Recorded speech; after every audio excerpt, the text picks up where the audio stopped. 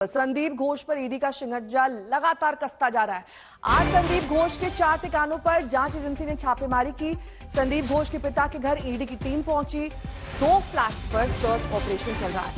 Lake town स्थित medical store पर भी ईडी ने रेड की। इसके अलावा ताला इलाके में एक वेंडर के घर पर छापेमारी हुई।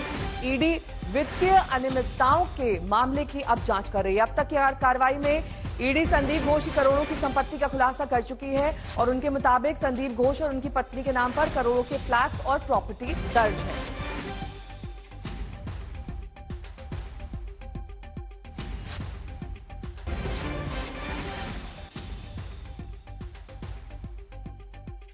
रेप मर्डर मामले में संदीप घोष से गिरफ्तारी की पूछताछ शुरुआत हुई थी और उसके बाद अब ये आगे बढ़कर वित्तीय अनियमितताओं तक पहुंच गई है। 4 ठिकानों पर ईडी की छापेमारी हो चुकी है, जिसमें कई प्रॉपर्टीज उनके और उनके पत्नी के नाम पर रजिस्टर्ड पाई गई हैं।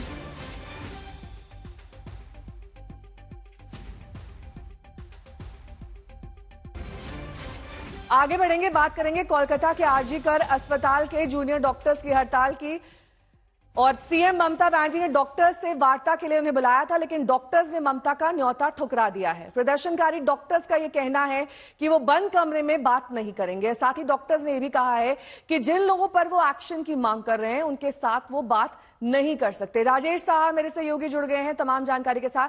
राजेश, ये तो पूरा मामला अब डिरेल हो गया। वित्तीय अनियमितताएं तो ठीक है, लेकिन जिस मामले से गिरफ्तारी शुरू हुई थी, जिसकी जांच करनी थी, उस पर सीबीआई इतना डिले क्यों कर रही है? और दूसरा सवाल मेरा ये कि प्रोटेस्ट कब तक खत्म होगी, क्योंकि बातचीत के रास्ते खोल दिए गए हैं, इसके बावजूद डॉक्टर्स अड़े हुए हैं। देखिए, सीबीआई की जांच चल रही है, 1 महीना हो चुका है। सीबीआई के हाथ में ये केस सौंप दी गई थी। इसके बाद 1 महीना हो चुका है, सीबीआई जांच चल रही है, लेकिन अभी तक ना ये जो रेप मर्डर केस में, देखिए सीबीआई दोनों केस का ही जांच कर रही है। एक है आरजीकर हॉस्पिटल में रेप मर्डर की केस, दूसरा है घोटाला की केस।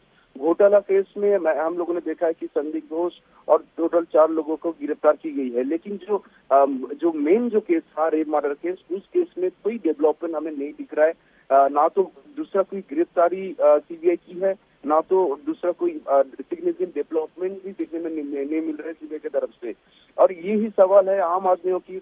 अभी जो सवाल उठ रही है कि सीबीआई के डेवलपमेंट कहाँ है, इस केस में दूसरा किसी का गिरफ्तार क्यों नहीं कर पा रही है सीबीआई, ये सवाल उठा जा रहा है। जो कि जितने सारे मांगे हैं ये प्रदर्शनकारी डॉक्टरों की, उनमें से बस जो पहला वाला जो मांग है कि जस्टिस चाहिए, अभया का जो मौत हुई है उसमें जस्टिस चाहिए, वो लोग मांग रहे हैं। अभी स्टेट के हाथ में नहीं है, अभी सीबीआई के हाथ में है, लेकिन सीबीआई को जल्द से जल्द ये कार्रवाई करना पड़ेगी। और इसके अलावा जो आपने जो पूछी प्रोटेस्ट के बारे में, देखिए अभी तक प्रोटेस्ट जारी है, क्योंकि स्टेट गवर्नमेंट से बातचीत करने का जो शर्त लगाया है प्रदर्शनकारी डॉक्टरों ने, लेकिन स्टेट की तरफ से ये माना नहीं जा रहा है।